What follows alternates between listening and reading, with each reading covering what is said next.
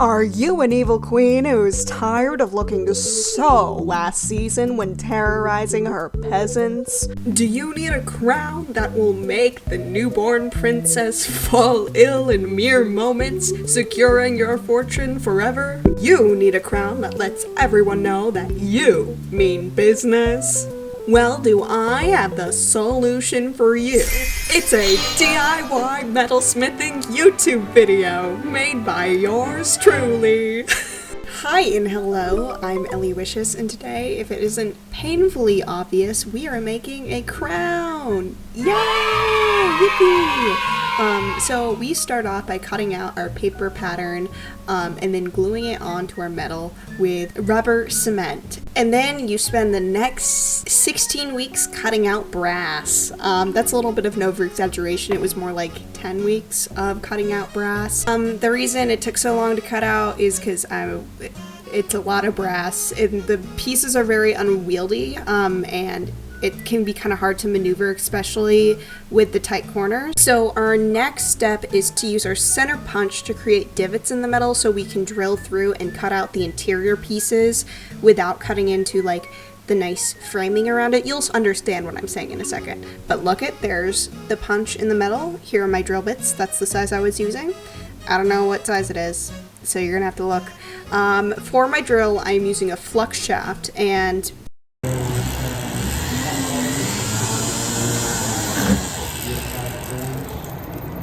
then, bam, you're able to thread your saw blade through and cut out the negative space for your design, and that'll look something like this.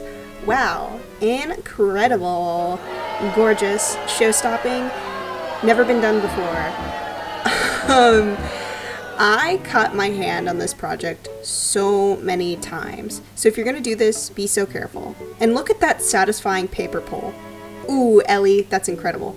I also never really grasped how hypermobile and how weird my fingers look until editing the footage in this video, and so I was stuck between picking footage where my fingers looked normal and I didn't have a double chin. And it was really tough, you guys. This video almost did not get made because I was a little embarrassed. Also, enjoy the progressive increase of band-aids that I wear. We're taking the center punch again, and we are adding little holes at the bottom and base of the crown to create these fun little dangly beaded strands, which I'm really excited to show you. And I believe it's called a split tip drill bit. I don't actually know if that's true, but I am using that to prep my metal for flux and solder because you want to make sure the metal is nice and clean before you solder it, otherwise the flux won't allow the solder to flow. For soldering, there's three different types that I'm using. Hard, medium, and easy solder. Each one has a different melting point. Hard solder having the highest melting point, so you want to use that one first, because if you used all easy solder, when you go and solder a new point, all of your other solder is going to melt and it's going to potentially mess up. Here I'm doing a surface solder. This is actually old footage from last spring, but I don't like filming around the torches, so we're just reusing that old footage. So I'm doing what's a surface solder, but that's what it looks like. And then later I do marriage of metals. As you can see, I accidentally soldered the stars to the wrong side on one part of the crown, so I just had to cut off the smallest peak and then solder it together, and then that basically fixed my problem that I made myself. I really wanted to do some bezel settings on the crown, but I didn't have any brass bezel wire. I only have silver, and if you use anything silver on brass and silver have such similar melting points, it'll just like suck silver into the brass, and that's no bueno. After I had my piece soldered together, I needed to do the ring joint, which basically makes it circular. So I had to go back and forth between annealing the metal and then bending it, and then annealing it and then bending it, so I didn't like snap the crown. Giant ring mandrel, and I hammered it out to be very circular. But actually my head's an oval shape. Yeah, I don't know if you guys knew that. My head is an oval, but I have this great footage of me using this giant ring mandrel, and I felt so strong because it was so heavy. I'm like, wow, I'm so buff. Yeah, and I was like, at this point I really wanted to put it on and try it on, but I was in open lab and there was a bunch of other people there, and I was honestly kind of embarrassed, so I was like, don't look at me, don't look at me, don't look at me, don't look at me. It is a personal tragedy to me that this is like the only footage that I have of me with pink hair from last year. I was so busy with school I couldn't film any like IRL footage or do any IRL videos. Like I did speed paints and stuff, but she was gorgeous, and all I have is photos and videos of me being really musty in the workshop. So rest in peace, pink-haired Ellie. I haven't found new hair dye yet. Look at that, it's the first try on. Aw, she's so cute. She's so nervous. I had to adjust it a little bit afterwards, but it fit surprisingly well considering I did not take any measurements of my head. So the next couple steps are basically just sanding and polishing. And I have a really funny story about the day that I filmed this footage. I was called about when I was going to leave class by a director friend of mine, and he was like, hey, we need some more extras from a shoot. Can you like come in an hour? And I was like, yeah, sure, I'm not doing anything. And then he said, also, like, please don't wear any logos. And I was like, oh, okay, dang it, I'm wearing a Lego Star Wars t-shirt right now. So, and there's like a giant Star Wars logo right below Obi-Wan Kenobi's head. Also, super funny, first time I wore this shirt, it was one of like my brother's old t-shirts from when he was 12, and he gave it to me after cleaning out his closet. My mom looked at me and she said, is that Lego Jesus? So like I needed a shirt without a logo, so I ran to the Walmart by my school and I got like a t-shirt, I got a hairbrush, I got some mascara so I wouldn't look super grubby on camera. But the short is now out. It's called Party Monster. If you want to try and spot me in the background, you can, or just check out a indie film. That's cool too.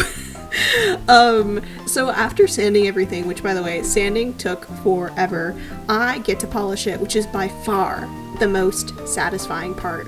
Which actually, this was the first time I polished a project because I honestly kept forgetting about that step. I just would sand it until it was really shiny.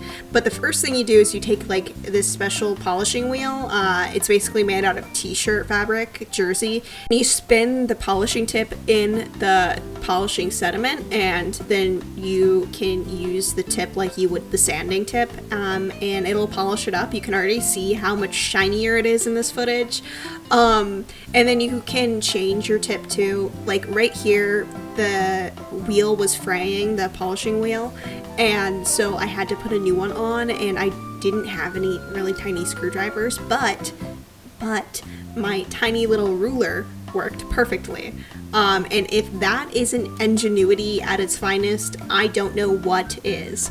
Now, being an ever-present procrastinator, I did not get the beads for my finery, as I like to call it, for the crown until like the week before critique, and I didn't even know how to wire wrap until 3 days before critique. So every single piece of wire wrapping you see on here, well, not every single piece, my mom helped with this strand, is my beginner's work. So don't judge it too harshly, because I was doing this in every single class I had finals week.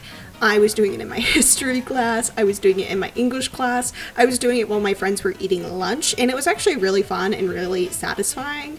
It was something I could do and then turn my brain off and just listen to music. So I'd recommend, if that's something you want to learn. And if you've made it this far into the video, I'd like to apologize for my voice sounding absolutely fried. It's because I can't stop singing Defying Gravity, even though it very much is not in my vocal range. I just have a lot of fun doing it, and my voice is a little fried because of it. Hopefully, I can stop going but I don't see that happening anytime soon. If you'd like to drop your favorite Wicked karaoke songs, please do. And I think it is time for our grand reveal.